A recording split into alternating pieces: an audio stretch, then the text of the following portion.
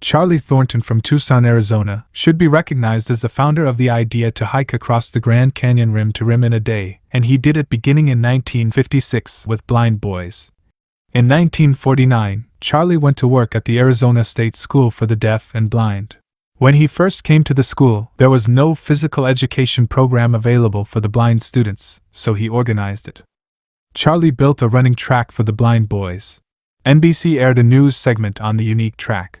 It was reported, "The track is much like any other, with the exception that the inside perimeter is bordered by the curving length of a tubular steel handrail." Charlie also created a hiking club at the school. Boys in the club became very fit hiking local trails in the mountains around Tucson and scaled some high mountains. He came up with the idea for some of them to hike rim to rim across the Grand Canyon.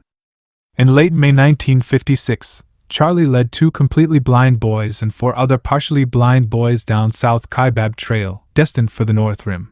It only took them 2.5 hours to reach the Colorado River, where they crossed the Black Bridge. Charlie said that the boys had an excellent sense of balance, timing, and seldom stumbled. He said, "Going down the trail, the completely blind keep in touch, usually hand on shoulder, with the man ahead. If the path becomes unusually difficult or hazardous, the leader sings out, and the blind place both hands on the hips of the man ahead." Climbing up was more difficult, and they used a rope. Here the leader fastens a rope about his waist extending back on either side. The boys line up between the ropes, then they grasp the ropes with each hand, and skillfully respond to any command or movement of the leader. The last 5-mile stretch going up to the North Rim was grueling.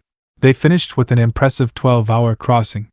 It was reported, As Raymond Mungaray, age 19, panted to the top, he paused, took a deep breath that burst into a happy grin, clapped his companion on the shoulder, and exclaimed, "Boy, what an experience. We've sure got a lot to tell the fellows when we get back." Additional rim-to-rim hikes for blind boys were held during the next several years. After returning home, a participant was questioned why in the world would anyone take blind kids to see the Grand Canyon. He replied, "I submit that those blind boys saw more than half the hurrying tourists who promenade along the rimside patio of Bright Angel Lodge.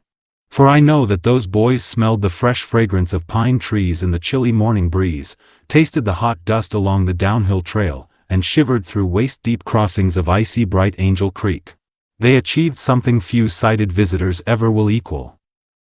This video was created by the Grand Canyon Historical Society. Visit us and become a member at grandcanyonhistory.org. Also subscribe to our Grand Canyon History YouTube channel to receive more videos.